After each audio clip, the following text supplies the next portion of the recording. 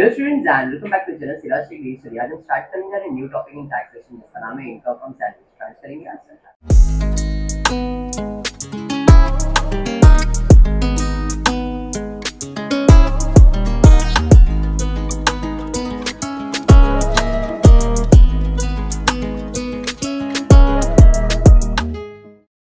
New topic और actual में tax अभी चालू होता है। अब तक जो आपने किया था वो क्या किया था? तो सबसे पहला आपका स्टेटस देखते हो, मतलब गवर्नमेंट टैक्स लेने से पहले आपका स्टेटस देखता है कि आपका स्टेटस क्या है, कि आप ऑर्डिनरी रेसिडेंट हो, कि आप नॉन ऑर्डिनरी रेसिडेंट हो, या आप एनआरआई। और आपकी स्टेटस के हिसाब से हमने जो दूसरा टॉपिक किया था स्कोप ऑफ इनकम, अगर आप ऑर्डिनरी रेसिडेंट हो तो आपको कोई भी इनकम, चाहे वो फॉरेन इनकम हो चाहे वो इंडियन इनकम, सब टैक्सेबल होता है। तो आप इंडिया में रहते हो, फॉरेन इनकम कमा रहे हो, इंडियन इनकम कमा रहे हो, आपका स्टेटस ऑर्डिनरी है, तो गवर्नमेंट ऑफ इंडिया कहता है कि सब इनकम के ऊपर तुमको टैक्स भरना पड़ेगा। ये स्कोप ऑफ इनकम में हमने देखा था। अगर आपका status resident but non ordinary है तो फॉरेन इनकम के ऊपर टैक्स भरने की जरूरत नहीं है। खाली पार्टली फॉरेन इनकम है तो टैक्स भरना पड़ेगा, प्योर फॉरेन इनकम के टैक्स भरने की जरूरत नहीं है। इंडियन इनकम के ऊपर तो भरना ही भरना है। लेकिन अगर आप एनआरआई हो तो चाहे पार्टली फॉरेन इनकम हो, प्योर फॉरेन इनकम के इसके ऊपर टैक्स भरते नहीं है। बाकी सब इंडियन इनकम के ऊपर अपन क्या भरते हैं? टैक्स भरते हैं। इतना तो आपने किया है, सबको अच्छे से याद है।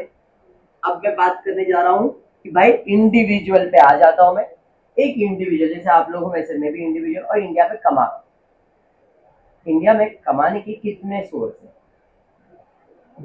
बहुत नहीं, limited to 5 source of income है, इससे ज्यादा नहीं है। और वही 5 सोर्स टैक्स के अंदर हम पढ़ने वाले हैं। घूम रहा है, मक्खी घुमा रहा है। चलो ठीक है। कितने सोर्स ऑफ इनकम है? कितने सोर्स ऑफ इनकम है? जिसमें सबसे पहला जो आप पढ़ने वाले वो है इनकम फ्रॉम सैलरी। आप इंडिया में रहते हो, जॉब करोगे, इनकम कमाओगे, और वो इनकम होगा इनकम फ्रॉम सैलरी। दूसरा कि भाई आप पैसे वाले हो, बहुत प्रॉपर्टी आपके पास, भाड़े पे दोगे और कमाओगे, income from house property. Property भाड़े पे देके कमाना, बराबर। फिर आपको है कि नहीं यार जॉब करने का नहीं, अपने को तो बिजनेस करने का, तो income from business and profession. समझ में आया क्या? कहाँ से घुस के आए लोग? बारिश बाहर हो रही है, इधर घूम रहे। चलो, कितने सोर्स ऑफ इनकम हो गए? कौन से? Salary, house property, business profession, ये 3 हो गए। चौथा है अरे सर बिजनेस नहीं करने का है, सैलरी अवेलेबल नहीं, इसका सामान लो और इसको बेचो, मिडल मैन जैसा काम करो। समझ में आएगा? या तो अपना ही प्रॉपर्टी किसी को बेच डालो, बैठ के कमाते रहो, प्रॉपर्टी बेच डालो, या अपने असेट्स को बेच डालो। ये बिजनेस नहीं करने का सर, इतना बहुत सालों से अपना है परदादा दादा इनका बहुत प्रॉपर्टी बेचते और कमाते। प्रॉपर्टी बेच के कमाना, खुद का प्रॉपर्टी बेच के कमाना, तो इसे कहते हैं इनकम फ्रॉम कैपिटल गेन। आपका प्रॉपर्टी आपके लिए कैपिटल है, प्रॉपर्टी आपका क्या है? कैपिटल है। उसे बेच के जब आप इनकम कमाते हो तो उसे कहते हैं इनकम फ्रॉम कैपिटल गेन। कितने सोर्स हो गए? Salary, house, business, capital. इनको छोड़ के अगर आप कुछ और छोटा मोटा बिजनेस कर रहे हो या छोटा मोटा अकाउंट से आपको पैसा, भाई बैंक में पैसा भरा है, इंटरेस्ट आ रहा है, इनकम फ्रॉम अदर सोर्स। एक काम करता हूँ भाई, अभी ना अपने को लग रहा है फेस्टिवल है, चल मेले में जाता हूँ, एक स्टॉल लगा देता हूँ टेम्पररी, उससे कमा लेता हूँ। घर में बैठे पापड़ छाप रहे और बेच रहे, पापड़ का बिजनेस चालू कर लिया, छोटा मोटा बिजनेस कर लिया, या कुछ छोटा मोटा कुछ एक्टिविटी कर लिया जिससे इनकम जनरेट हो गया। तो ये सब इन चारों के अंदर तो नहीं आ सकता, तो ये आप दूसरे इनकम के सोर्स में आएगा, और इसे हम लोग कहते हैं income from other source.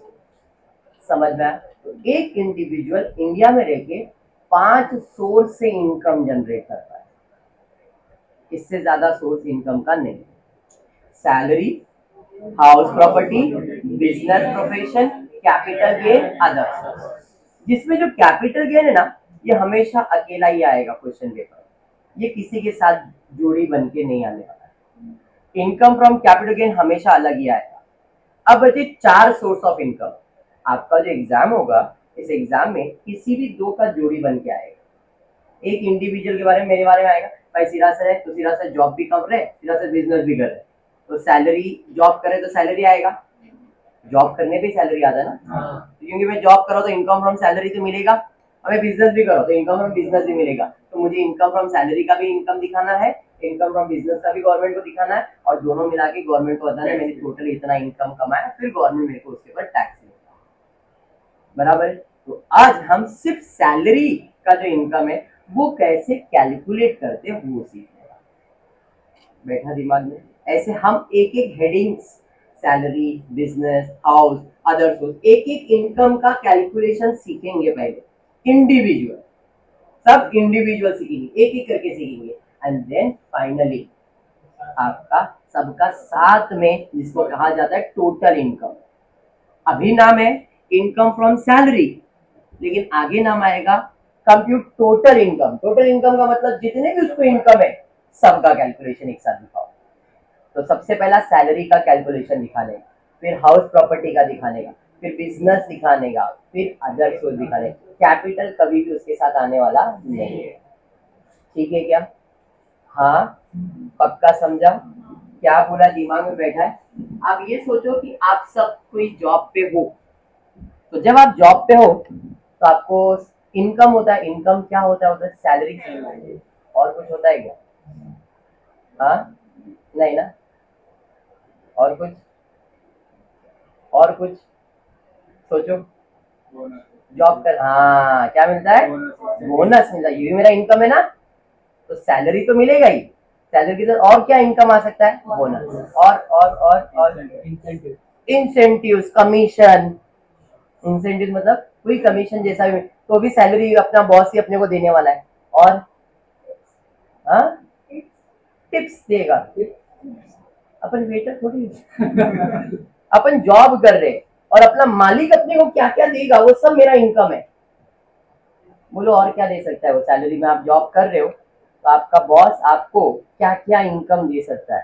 Salary तो देगा ही, बोनस भी उसका काम है देने का ही है, कमीशन वगैरह दे दिया, इंसेंटिव वगैरह दे दिया, और क्या है? और बता सकता है क्या इससे ज्यादा कुछ है सैलरी में? क्या बोल दिए? नहीं ना, ये सब सैलरी है। इतना इनकम अपना एक कंपनी आपको सैलरी में देता है, हमको तो सिर्फ एक ही चीज मालूम है, सैलरी। अरे देखो ये इधर जाके उसका टोटल होता है ग्रॉस टोटल, 9 चीजें जो सैलरी में कनेक्टेड है, 9 चीजें जो सैलरी के अंदर है, उन सब का टोटल करें तो ग्रॉस टैक्सेबल सैलरी आता है। फिर गवर्नमेंट आपको उसके अंदर डिडक्शन देता है कि भाई मेरे तरफ से इतना डिडक्शन ले ले, और फिर बता तेरा income from salary, income from salary कितना भी इधर लिखा नहीं, बट इसके नीचे आएगा इनकम फ्रॉम सैलरी कितना है। और इतना याद करना पड़ेगा सर? नहीं, कुछ नहीं याद करेगा, मैं बता रहा हूँ आपके दिमाग में खाली। एक चीज तो आपको मालूम है कि भाई इनकम फ्रॉम सैलरी में सैलरी मिलता ही मिलता है। अब कभी कभी सैलरी नेट सैलरी वर्ड दिया रहेगा, तो नेट दिया रहेगा तो उसमें कुछ डिडक्ट है तो ऐड करो तो उसको क्या बना दो? ग्रॉस। इतना दिल पे लो मत, नेट है उसको ग्रॉस बनाने का ये याद, नेट है तो ग्रॉस, बाकी तो ग्रॉस सैलरी दिया ही रहता है। तो सैलरी मतलब ग्रॉस सैलरी, फिर एडवांस ले लिया, वो भी एक तरह का सैलरी हुआ, है नहीं? पिछला बाकी था, चल वो भी दे दे, तूने पिछले मंथ का सैलरी नहीं दिया, आउटस्टैंडिंग है, वो भी सैलरी, तो ये पार्ट ऑफ इनकम ही हुआ ना आपका। तो सैलरी के अंदर ग्रॉस सैलरी, ड्यू मतलब बाकी है वो, एडवांस या वॉलंटरी पेमेंट बॉस आपको ऐसे ही कुछ सामने से दे देता है, तो इन सब को ऐड करेंगे तो अपने को क्या मिल जाएगा? सैलरी। ये सब क्वेश्चन में नहीं देंगे आपको, बेसिक ग्रॉस सैलरी देंगे, लेकिन ये चीजें आती है ये बता रहा हूँ, ठीक है? तो पहला हो गया सैलरी। उसके अलावा बॉस आपको अलावेंसेस देता है, सैलरी के अलावा कोई अच्छी कंपनी है ना तो वो आपको सिर्फ सैलरी नहीं देती है, आपको अलावेंस देती है, जैसे dearness allowance. What is dearness allowance? पता है? डियर मतलब लव वंस। अब बिजनेस बॉस का एम्प्लॉय का लोवेंस नहीं है यहाँ पे।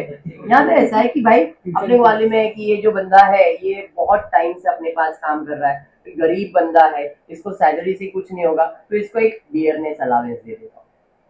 भाई इसका इस सैलरी में कुछ नहीं होगा तो मेरी तरफ से एक्स्ट्रा और पेमेंट कर दो, डियरनेस अलाउंस, अच्छा काम कर रहा है भाई।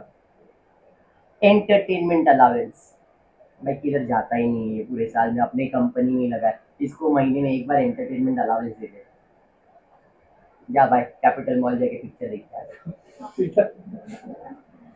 बस वैसा चाहिए अपने को। तो बॉस डियरनेस अलाउंस देता है, एंटरटेनमेंट अलाउंस। बॉस बोल रहा है लीव ट्रैवल अलाउंस, छुट्टी पे जा रहा है तू, ठीक है इन्हें पैसा ले मेरी तरफ से, घूम के आ।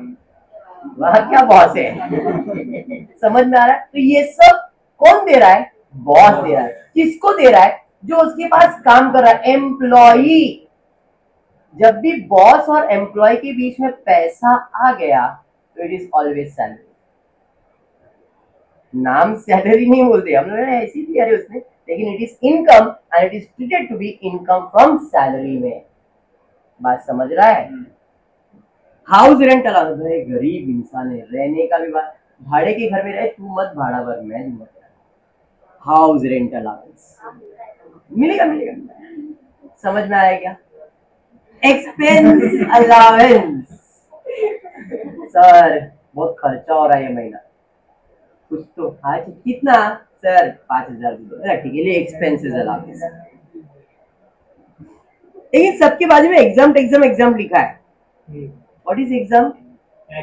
उसके ऊपर टैक्स नहीं लगता है। मतलब for example leave travel allowance आपके बॉस ने आपको दिया है, तो जो इनकम है उसमें पूरा इनकम टैक्सेबल नहीं होता, कुछ पार्ट एग्जाम्प्ट होगा और जो बच गया उसके ऊपर टैक्स भरना पड़ेगा, पूरा का पूरा एग्जाम्प्ट नहीं होगा। एग्जाम्प्ट मतलब वो इनकम तो है लेकिन उसके ऊपर टैक्स नहीं चार्ज किया जाता, उसे आप एग्जाम्प्ट कहते हो, बराबर है। अब हाउस रेंट अलाउंस का इनकम हुआ फॉर एग्जाम्पल 50,000 हुआ, तो है 50,000 जो आपको इनकम हुआ, क्या उसके ऊपर टैक्स भरने का है? नहीं, 50,000 के इनकम में कुछ एग्जाम्प्ट होगा, वो माइनस कर देंगे, जो बच जाएगा उसके ऊपर टैक्स। समझाइए? तो अलाउंसेस के अंदर क्या है, समझ में आ गया? एन्युटी, एन्युटी मतलब फ्यूचर वैल्यू, मैं सेविंग कर रहा हूँ सेविंग कर रहा हूँ सेविंग कर रहा हूँ, भाई तेरे को बाद में दे दूंगा मैं पैसा, annuity value, it is income from salary. बात समझ में आ? पेंशन तो सुना रहेगा, ये भी अपने को सैलरी में मिलता है, सुना ना पेंशन? इन डेप्थ अभी मैं जा रहा नहीं हूँ, ये सब टॉपिक अलग अलग हेड्स है, मैं बाद में एक्सप्लेन करूंगा, खाली एक्सप्लेन करो कि सैलरी में क्या क्या होता है। एक तो सैलरी होता है, फिर अलाउंस होता है, एन्युटी, पेंशन, ग्रेचुटी, ये पहली बार सुना रहेगा। ऐसा कोई किसी ने सुना है कभी ग्रेचुटी वर्ड? सुना है पर पता नहीं है क्या होता है ग्रेचुटी, जरा ध्यान दो। एग्जाम्पल के लिए कि मेरे इधर सोनाली जॉब कर रही है, जॉब कर रही है कर रही है कर रही है कर रही है, सालों साल से 30-35 साल से बुढ़ी हो गई फिर भी जॉब कर रही है। एग्जाम्पल यार सोनाली इतना मत जॉब कर, मैं जवान होकर तू और बुढ़ी हो रही है, मत ऐसा कर। ध्यान दे, एक काम कर, रिटायरमेंट ले, रिटायरमेंट ले ले, तेरे को फायदा आएगा। क्यों सर?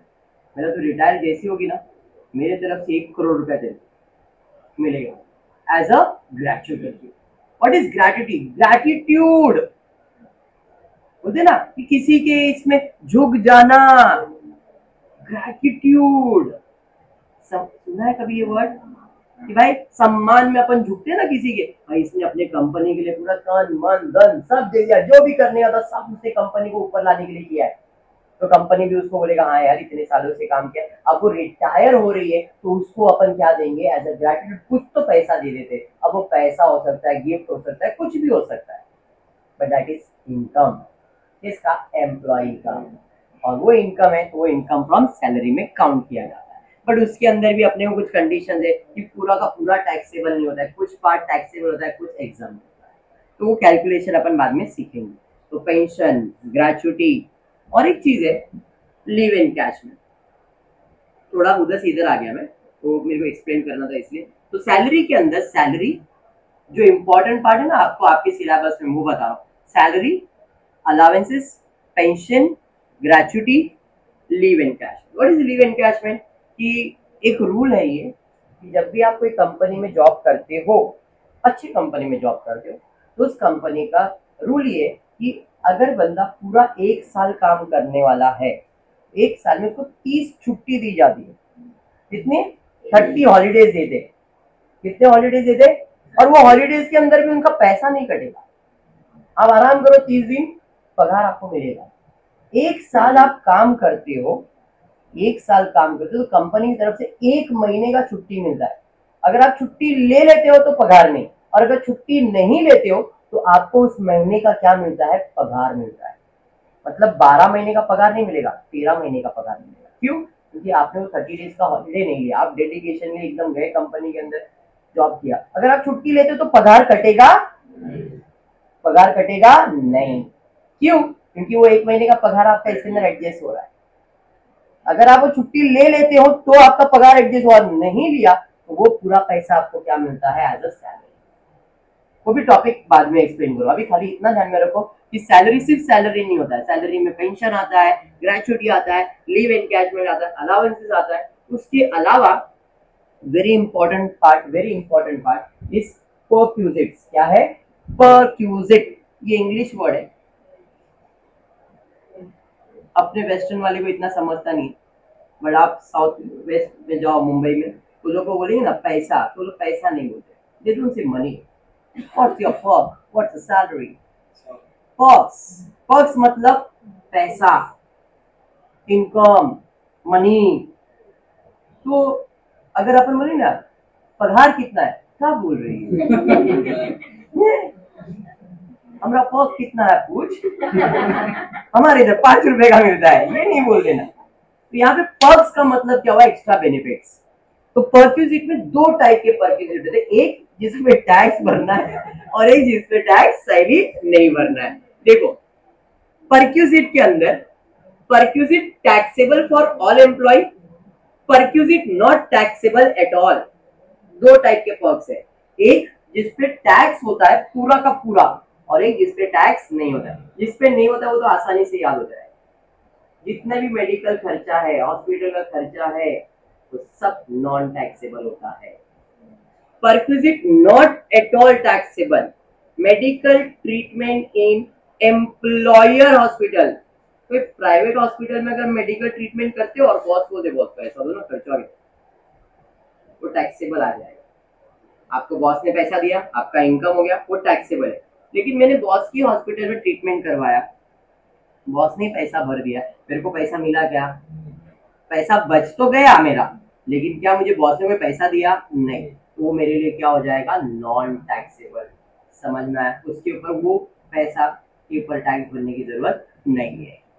मेडिकल ट्रीटमेंट गवर्नमेंट या approved in hospital, approved hospital मतलब बॉस के हॉस्पिटल में या गवर्नमेंट हॉस्पिटल में आप मेडिकल ट्रीटमेंट करवाते हो तो उसके ऊपर टैक्स भरने की जरूरत नहीं है।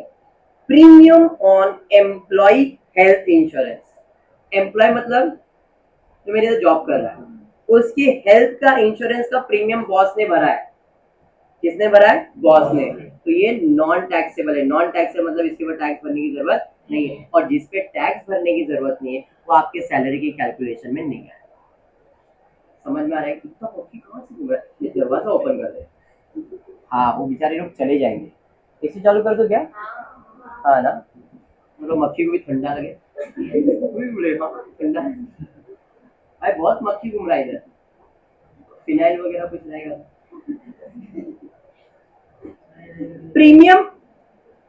Premium on mediclaim insurance, very important. Mediclaim insurance का प्रीमियम अगर आप बॉस आपका भरता है, मेडिक्लेम प्रीमियम, वर्ड याद रखना, इंपॉर्टेंट है। प्रीमियम ऑन मेडिक्लेम इंश्योरेंस अगर बॉस आपका भरता है तो टैक्सेबल नहीं है। Medical treatment, travel and stay abroad, ये सारी चीजें के ऊपर भी टैक्सेबल नहीं है। बाकी कुछ भी है। Rent free accommodation, what is rent free accommodation? मेरे बॉस का खुद का घर है, बंगला है, मुझे बोला क्या तुम्हारी किधर रहती है झोपड़पट्टी में, ये ले मेरे बंगले का चाबी, तू उधर रह, गाड़ी भी है, ले चला, गैस वाटर सब है उधर, यूज कर। Rent free accommodation, concession in rent, payment for, हाँ ये तो very important, payment of employees obligation. अब ऑब्लिगेशन मतलब बोलिए नहीं सर मुझे नहीं चाहिए, पैसे की जरूरत नहीं है, सर आप इतना कर रहे हो, बस हो गया सर, ये मजाक दे दिया। उसने मना की लेकिन फिर भी दे दिया, उसका तो इनकम है ना, उसके बाद टैक्स भरना ही पड़ेगा। Payment of employees obligation, employ मतलब जो काम करे, क्या सर कितना कितना करोगे सर, घर भी दे दिया, रहने के लिए गाड़ी चलाने दे दिया सर, क्या सर मत दो ना सर। ये सब आपके लिए क्या है, टैक्सेबल है, और ये सब पार्ट ऑफ सैलरी है। इतना कभी पता नहीं था अपने को, बट अभी पता चल गया। ठीक है क्या? तो ऐसा बॉस ढूंढो तो ये सब दे आपको। ठीक है, डन है यहाँ तक? आगे अब आते हो profit in लिeu of salary. Profit in लिeu of salary का मतलब क्या होता है कि भाई आप जब जॉब छोड़ के जा रहे हो तो आप उस कंपनी में कुछ पार्ट रखते हो एज ए सेविंग फ्रॉम आपके सैलरी से, जैसे प्रोविडेंट फंड में कंट्रीब्यूशन करवा दिया, फिर कीमैन इंश्योरेंस पॉलिसी में, या कोई और भी स्कीम में आपने उधर पैसा जमा किया है। तो प्रॉफिट इन लिeu ऑफ सैलरी मतलब सैलरी आप जब जॉब छोड़ के जा रहे हो तो ये सब पैसा आपका उधर जमा है, तो वो सब पैसा जब आपको एक्यूमुलेटेड मिलता है वो भी आपके लिए क्या होता है, पार्ट ऑफ सैलरी होता है, और वो आपके लिए क्या है, टैक्सेबल है। कुछ चीजें एग्जम्प्ट है और कुछ चीजें टैक्सेबल है, जैसे जैसे आते जाएगा वैसे वैसे बताते जाएगा। तो इन सब 8 हेडिंग्स का टोटल बन के ऐड करना है, और ऐड करके अपने को मिलता है ग्रॉस टैक्सेबल सैलरी, जिसे कहते हैं जीटीएस। अब गवर्नमेंट को बोलूंगा मेरे बॉस ने इतना सब चीजें मेरे को दे दिया है, ये तो मेरा इनकम, और मेरा अच्छा ठीक है तूने सच सच बता दिया है तो मेरे तरफ से तेरे को डिडक्शन। एग्जम्प्ट नहीं बोला मैंने क्या बोला, डिडक्शन। एग्जम्प्ट का मतलब जो इनकम है उसमें टैक्स भरने की जरूरत नहीं, वो निकाल दो, और डिडक्शन का मतलब टोटल जितना भी इनकम आएगा उसके बाद गवर्नमेंट की तरफ से आपको जो बेनिफिट मिलता है उसे आप डिडक्शन कहते हो। और डिडक्शन में सैलरी में सेक्शन है अंडर सेक्शन 16, डिडक्शन में सेक्शन दिया है लेस डिडक्शन अंडर सेक्शन 16। ये याद रखना, fill in the blank type question है। सैलरी में कौन सा डिडक्शन आता है, अंडर सेक्शन 16, जिसमें 3 डिडक्शन है। कितने डिडक्शन है, 3। पहला है स्टैंडर्ड डिडक्शन।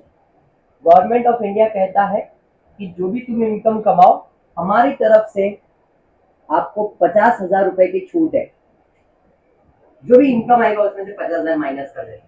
अगर मेरा इनकम ही 50,000 है तो मुझे टैक्स भरने की जरूरत पड़ेगी क्या?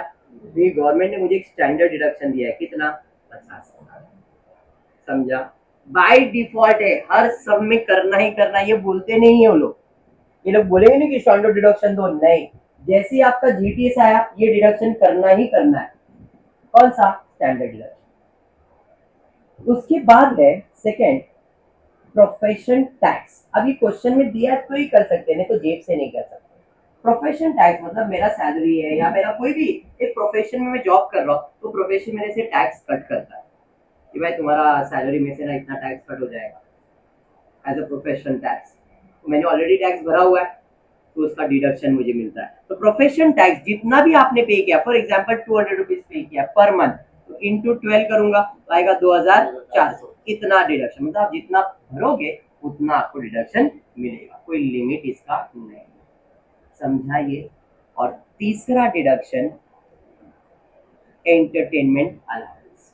आप देख सकते हो एंटरटेनमेंट अलाउंस मुझे मिला था, हाँ तो मिला भी है, डिडक्शन भी मिलेगा, लेकिन इंपॉर्टेंट रूल ये है सिर्फ और सिर्फ गवर्नमेंट एम्प्लॉय को मिलेगा। अगर कोई प्राइवेट एम्प्लॉय को एंटरटेनमेंट अलाउंस मिलता है, इनकम तो है बट उसका डिडक्शन उसको नहीं मिलेगा। एंटरटेनमेंट अलाउंस सिर्फ और सिर्फ किसको मिलता है, गवर्नमेंट एम्प्लॉय। उसका कैलकुलेशन है बट वो कैलकुलेशन अभी नहीं कर रहे हैं।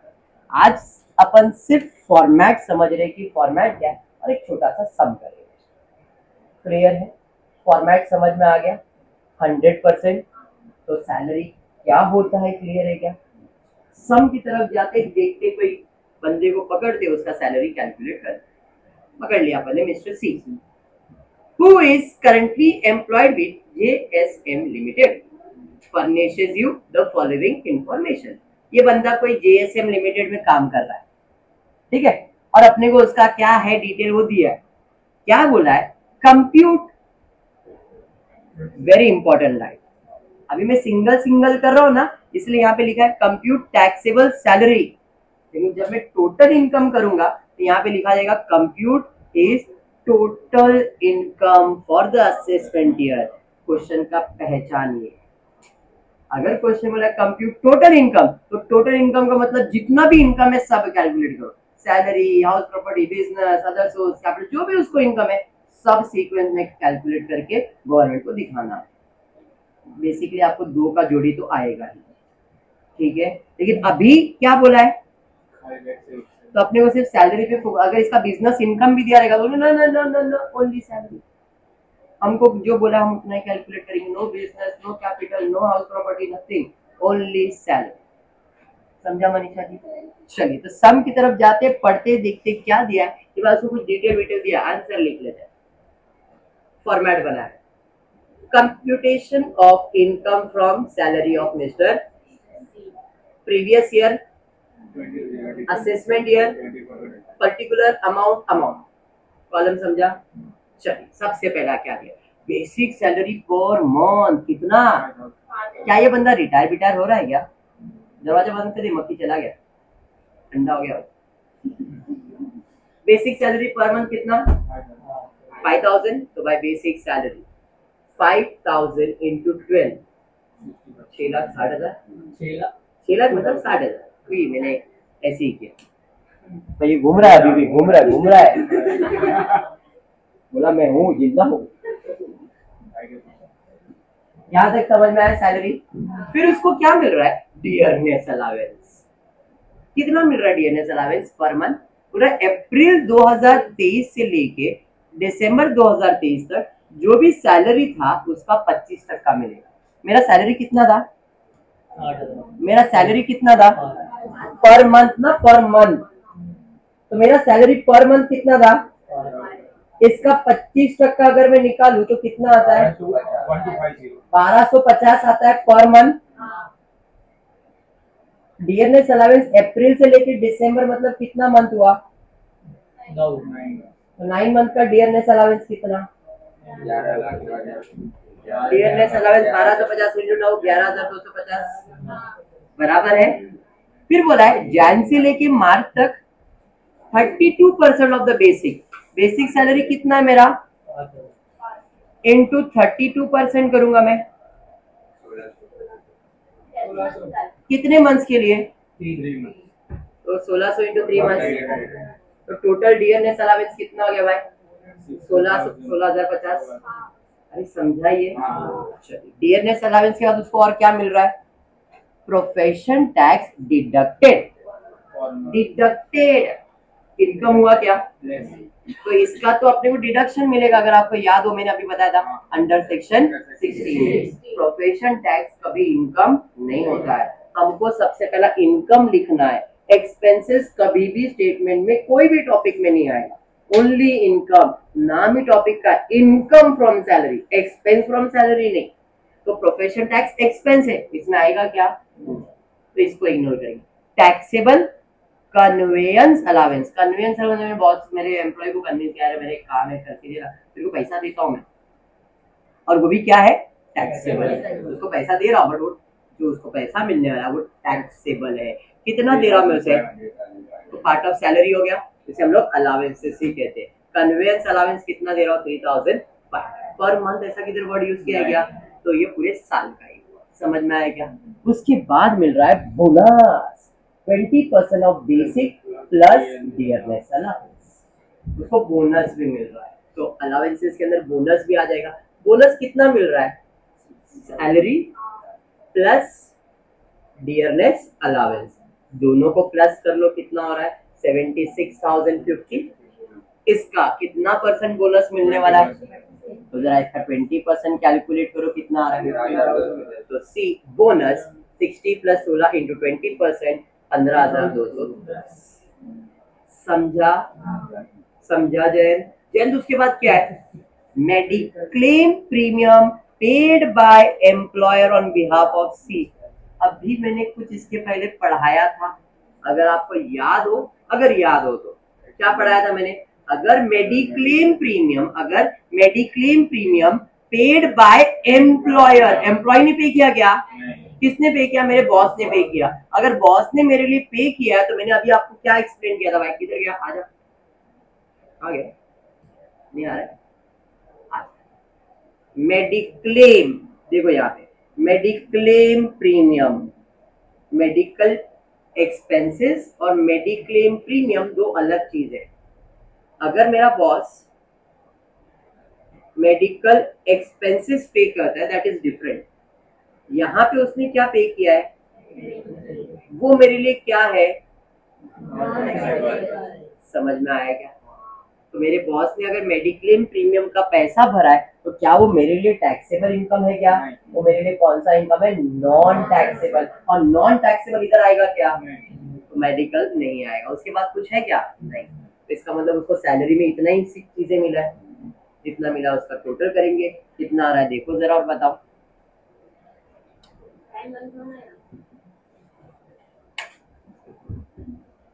कितना आ रहा है टोटल करो, कितना?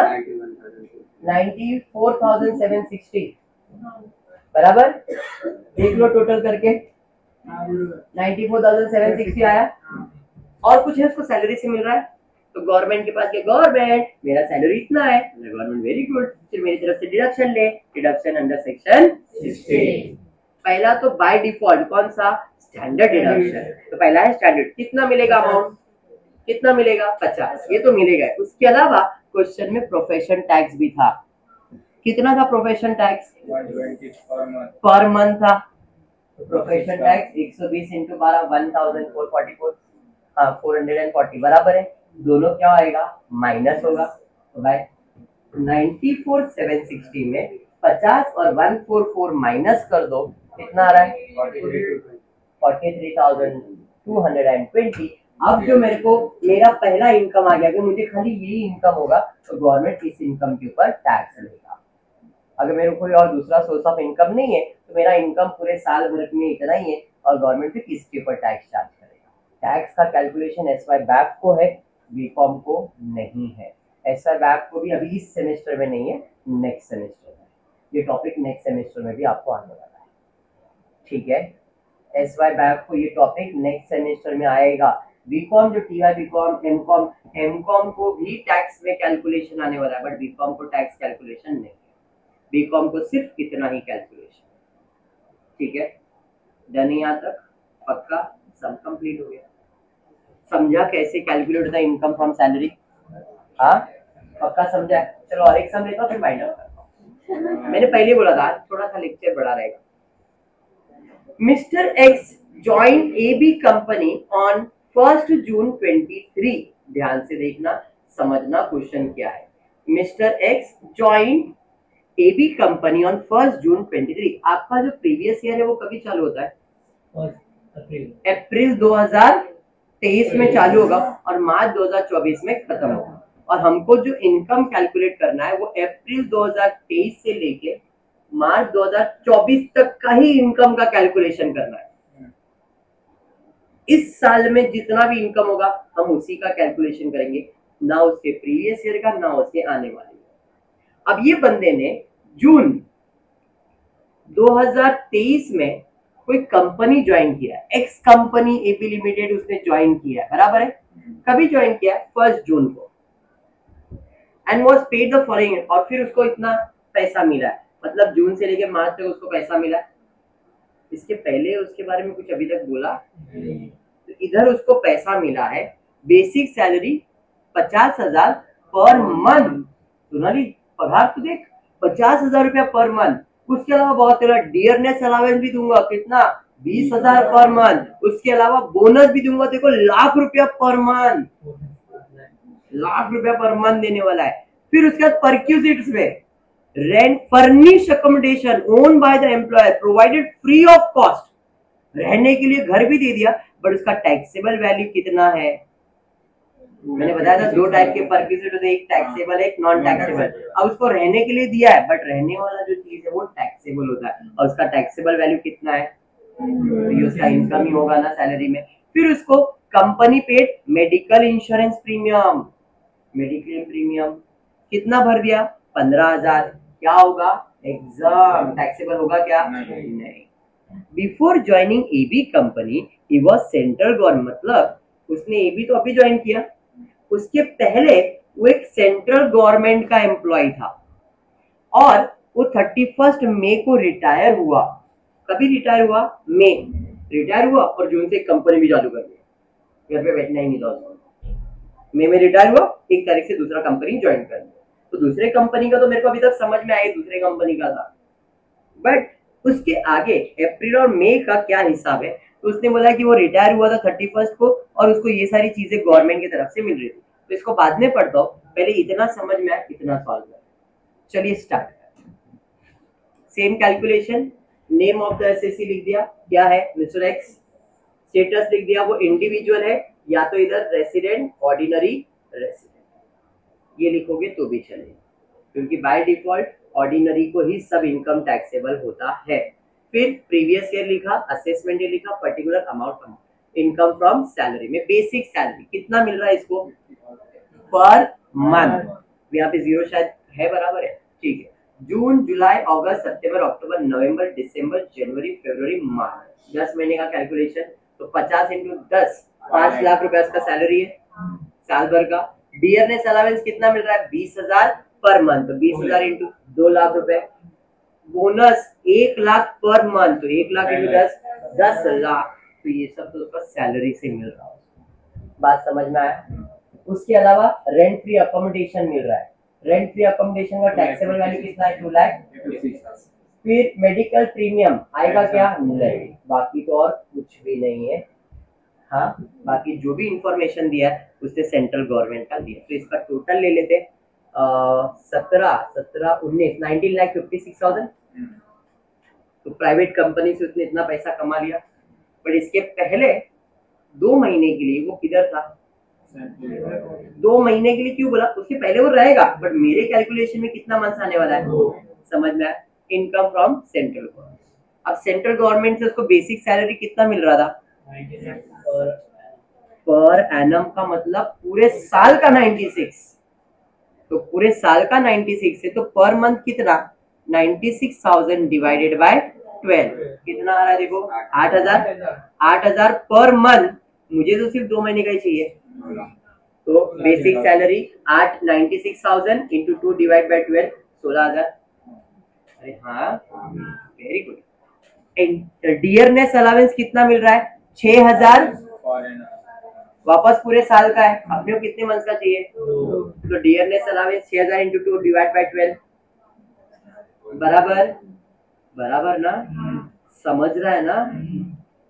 एंटरटेनमेंट अलावेंस कितना मिल रहा है? कितने मंथ का चाहिए? तो 24 इंटू 2 डिवाइड बाय 12। मैंने उसको स्टार मार्क करके रखा है क्योंकि इंपॉर्टेंट पार्ट। यहां तक समझा? उसके अलावा फ्रॉम 1 जून, वो तो रिटायर हो गया था 31 को, 1 जून ही receive monthly pension of 3,000 from the government.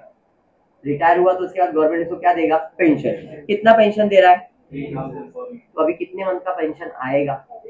10 month के लिए। मई में रिटायर हुआ तो उसको 10 महीने का पेंशन तो मिलेगा, आगे भी मिलेगा, बट मेरे कैलकुलेशन में 10 महीना तो आएगा, यहाँ पे उसका पेंशन भी आ जाएगा। 3,000 इंटू 10, 30,000। अरे समझा? फिर उसके बाद रिसीव 30,000 एज लीव सैलरी, छुट्टी का भी पैसा मिला। कितना मिला? 30,000। देखो बेस्ट पार्ट गवर्नमेंट एम्प्लॉय का, सेंट्रल गवर्नमेंट एम्प्लॉय का बेस्ट पार्ट ये होता है, चाहे उसे ग्रेच्युटी मिले, चाहे उसे लीव इन कैश में मिले, चाहे कुछ भी मिले, सब एग्जाम होता है। Leave salary exam, gratuity exam, calculation ही नहीं, वो इनकम तो है लेकिन उसके ऊपर गवर्नमेंट से टैक्स नहीं लेगा। फिर 30,000 एग्जाम है। In respect of earned leave with credit, he received 1,20,000 as gratuity. gratuity भी मिल रहा है, वो भी उसके लिए क्या है? एग्जाम है। और कुछ है क्या? अपन इसका भी टोटल ले लेंगे। इसका टोटल 16, 17, 17 और 4 21, सॉरी 23 और 30, 53,000, 53 ना? हाँ 51,000 बराबर। डन है। टोटल इनकम कितना उसका? टोटल इनकम कितना है? 1956 प्लस 51, 27,000। इतना समझा? गवर्नमेंट के पास गया, गवर्नमेंट मेरा इनकम, गवर्नमेंट क्या बोलेगा? Deduction under section 16 standard deduction तो देगा ही देगा। प्रोफेशन टैक्स कहीं पे भी यूज किया है क्या? किया है क्या? नहीं किया है। पक्का ना? चल नहीं लिखा है मतलब नहीं है, तो स्टैंडर्ड डिडक्शन मैंने 50,000 दे दिया। उसके अलावा अगर ये प्राइवेट कंपनी होता और उसे एंटरटेनमेंट अलाउंस प्राइवेट कंपनी देता तो प्रॉब्लम नहीं था। ये सेंट्रल गवर्नमेंट एम्प्लॉय था और सेंट्रल गवर्नमेंट ने उसे एंटरटेनमेंट अलाउंस दिया है, तो डिडक्शन आएगा। 3 डिडक्शन मैंने बताया था, standard deduction, profession tax and entertainment. और एंटरटेनमेंट सिर्फ गवर्नमेंट एम्प्लॉय के लिए डिडक्शन आता है, बाकी किसी को भी नहीं आता। तो यहाँ पे एंटरटेनमेंट अलाउंस जो मिला उसे कौन सी कंपनी ने दिया? Central government. प्राइवेट कंपनी दिया क्या? नहीं। अगर प्राइवेट कंपनी देता तो डिडक्शन नहीं आएगा, सेंट्रल गवर्नमेंट ने दिया तो डिडक्शन आएगा। कितना डिडक्शन आएगा जरा ध्यान देना। तो जो भी तुमको एंटरटेनमेंट अलाउंस मिला है पूरे साल का, ये आपको कितना एंटरटेनमेंट अलाउंस मिला है? 4,000 रुपए मिला है, मिला है। तो गवर्नमेंट 4,000 के ऊपर टैक्स नहीं लेगा। गवर्नमेंट ना 3 कैलकुलेशन करे कि भाई जितना मिला है, कितना मिला है भाई तुमको? 4,000। कितना मिला है? 4,000। एनए नोटिफाइड अमाउंट 5,000, या तो फिर 1/5 ऑफ सैलरी। मैं ये 3 कैलकुलेशन करूंगा। 3 में से 2 तो पहले से मालूम है, 4,000 अपने को मालूम है, 5,000 एनए। एनए मतलब notified amount. What is notified amount? Notified amount मतलब एक लिमिट है जो गवर्नमेंट ने सेट किया है, 5,000 से ज्यादा डिडक्शन नहीं मिलेगा। हर एक लिमिट सेट किया जाता है। तो एंटरटेनमेंट अलाउंस के लिए गवर्नमेंट ने कितना लिमिट सेट किया है?